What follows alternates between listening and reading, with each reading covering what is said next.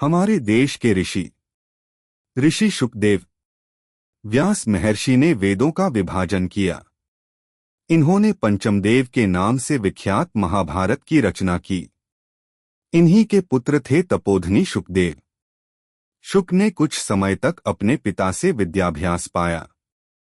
तदनंतर देवगुरु बृहस्पति के शिष्य बने। विद्याभ्यास की समाप्ति के बाद शुक पुनः अपने पिता के पास आए और कहा, मेरा विद्याभ्यास समाप्त हो गया। वेदांगों का अध्ययन किया, निरंतर ध्यान में लगा रहता है। सर्वसंग परित्यागी होकर निर्विकार हो समय बिता रहा हूं, फिर भी मैं इससे संतृप्त नहीं हूं। तुम विवाहित होकर गृहस्थाश्रम को स्वीकार करो पुत्र। वेद व्यास ने मार्ग सुझाया। संसार में जन्म लूं, विवाह करूं, सांसारिक बंधनों में बंध जाऊं, अनेकों प्रकार की पीड़ाएं सहता रहूं और अंत में मृत्यु की शरण में जाने वाले करोड़ों जीवियों की तरह मैं जीना नहीं चाहता। ऐसा जीवन मुझे संतृप्ति नहीं देगा। शुक ने कहा।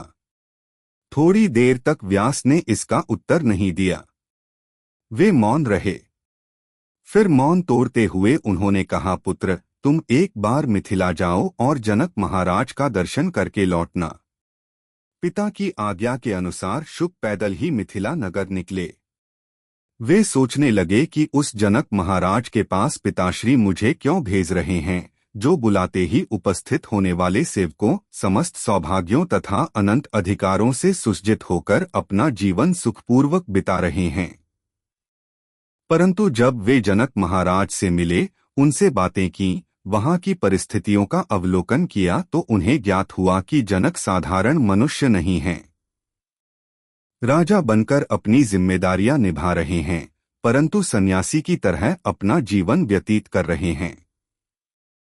सच्चे अर्थों में वे कर्मयोगी हैं। वे कमल के पत्ते पर पानी की बूंद की तरह जीवनयापन करने वालों में से हैं।